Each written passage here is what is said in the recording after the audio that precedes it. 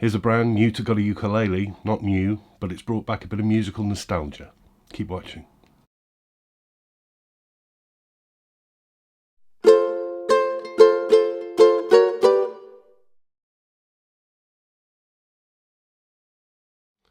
Yes, welcome back. It's GotAUkulele review day. As ever, summary video review. If you have a look at the links below this video, and indeed all videos, to take you back to the website where you'll get a lot more information about this model. You'll also see links down there as to how you can donate to help keep this site going, because I don't take money from brands and stores, and that's what these people have done below in the last couple of weeks. They've made donations very kindly to help keep this site alive. Much appreciated. You can also help me out by hitting the subscribe button wherever that logo is appearing on the screen. Now you know what to do, the button's down there. Okay, this brand, it's a brand that actually came about in about the 1950s. The brand is called Echo, Italian brand from the 1950s, who went on to be incredibly successful. I think at one point were the biggest guitar seller out of Europe of all time. I think they may still be. They made instruments like the Echo Ranger, which I still see in second-hand shops quite often, vintage ones. And the reason they've survived is because they were built like absolute tanks, laminate guitars, but they were really, really good.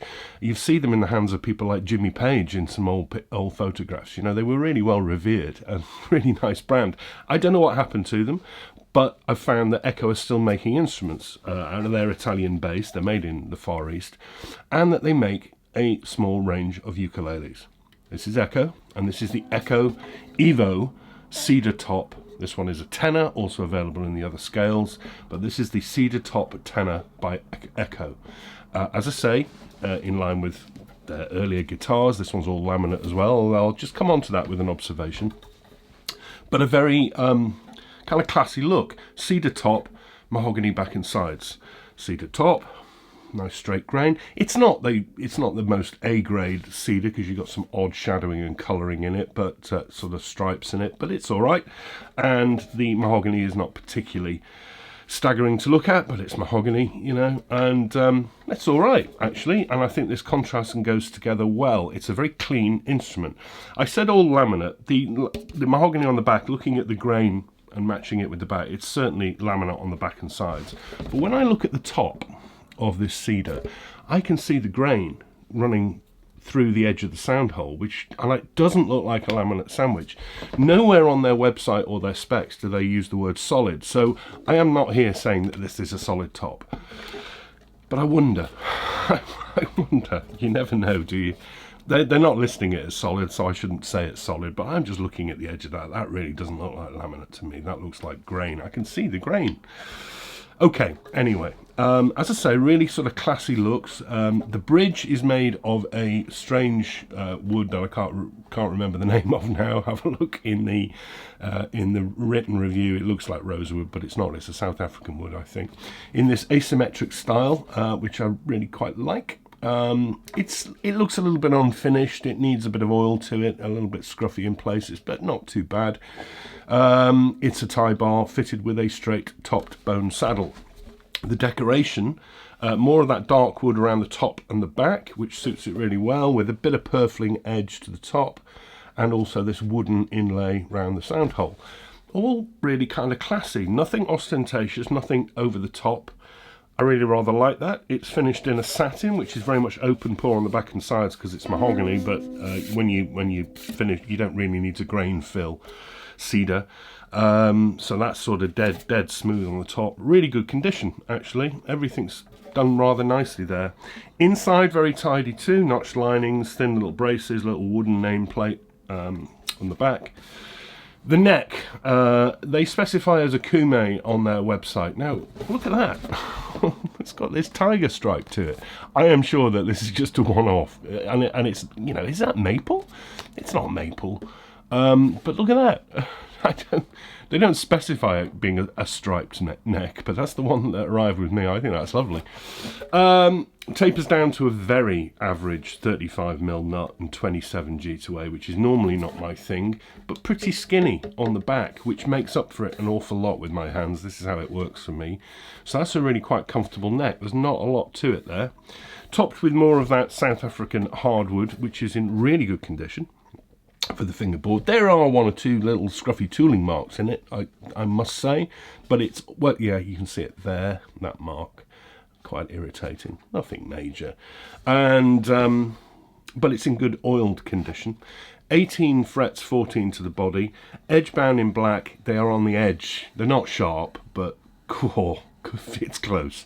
Okay, they've dodged a bullet there. As I say, 18 of those. Position markers in pearl, face out at 5, 7, 10, double 12th, one at the 15th. Dots on the side too. Bone nut set up on this. Okay, I'd probably take the saddle down a little bit, but it's within tolerances. The headstart, kind of generic, curvy topped. That's all right, isn't it? Echo screen print, quite cheap in silver on the front. And the tuners are very, very generic parts bin, sealed chrome gears. Prefer those to be open gears myself, but again, I'm really splitting hairs, I suppose.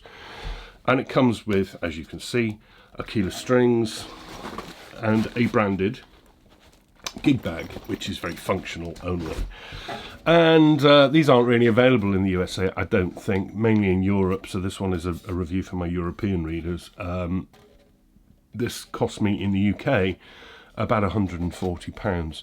Really not a lot of money, if it is all laminate. If that is a solid top, it's a bargain. But there we are, 140 quid. So it's kind of in the Baton Rouges, things like that.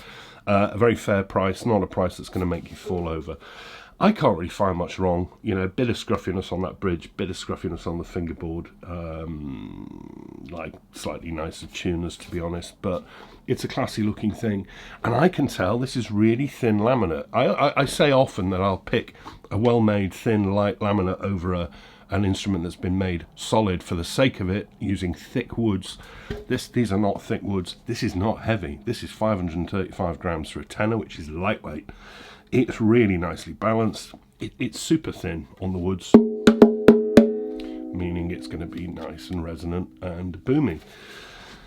Let's have a play. Now, what I always say about laminates, there are some good laminates out there, but quite often with value laminates. Did I tell you the price? Yes, I did, £140. Good no.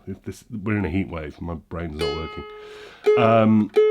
What I've said about some, but not all laminates, is that they can quite often have a tendency to be a little bit kind of nasally, echoey in tone, like you know you are. I don't like these tuners.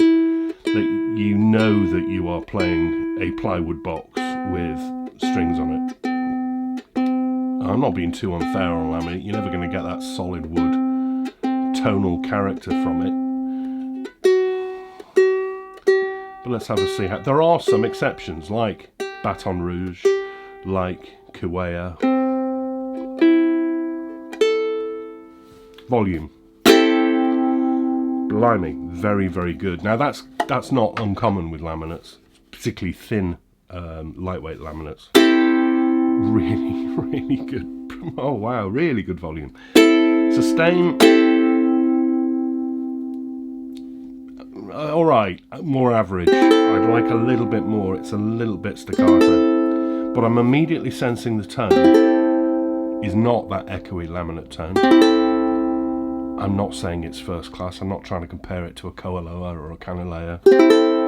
It's a 140 quid laminate instrument from China. But that's really got quite a nice character to it. There's a woodiness.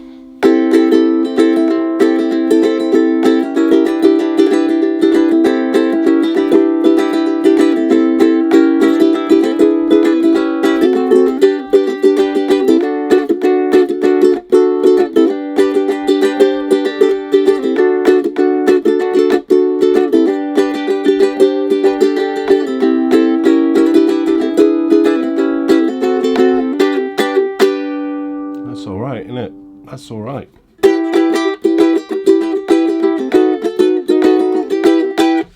It's got an interesting tone. Strumming, yeah, that's really nice. There's quite a lot across the range.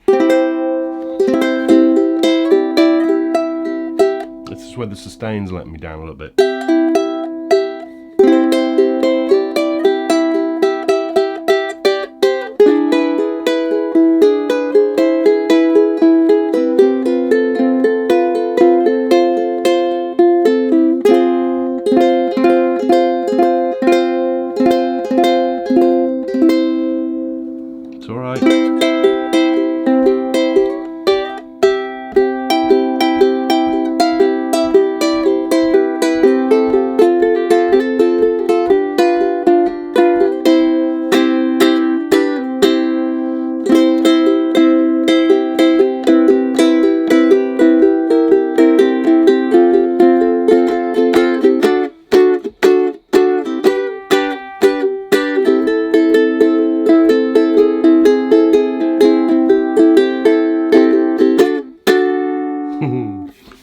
really good. Another one that goes in that category of laminates that I would certainly recommend over some comparably priced solids. That doesn't sound like a laminate instrument. That's got a character to it. That's got a really nice tone. It's really well built and finished. One or two minor. I'm really nitpicking. I really am. It's really nicely finished. It's only 140 quid, probably a bit less actually if you shop around. It's not a lot of money. It's super light. It's super resonant. It's super thin. Echo, where have you been all my life? Well, where you've been is you've been making instruments in the 60s and then they've kind of disappeared. I didn't even know they were making ukuleles. The Echo, and I'm ashamed to say that as well because I put some macro pics of this one up and everybody guessed it immediately and I was thinking I didn't even know they existed. The Echo Evo Cedar top tenor, available in the other scales, 140 quid. I think they make one with a pickup as well. That's really alright. That's really alright. I like that tone. Yeah, I do like that a lot. Enjoyed looking at that one, and I wasn't expecting that, as I suspect some other people weren't as well. Look at that neck again. Whoa, funky. Echo Evo, ramble, ramble, ramble. Okay, I am back next week. It's either going to be something pretty generic, which I have waiting downstairs, or possibly, if time helps us with the post, something really rather special is on its way to me. There we are. Keep an eye out for the macros and the sneak peeks. Thank you very much for your ongoing support and for watching. It is like an absolute sweatbox in this room. We are in another UK heat wave, topping 30 degrees. It's very, very warm. So thank you for putting up with me. I'm back next week. Take care in the week ahead. Look after each other. Take care. See you soon. Bye.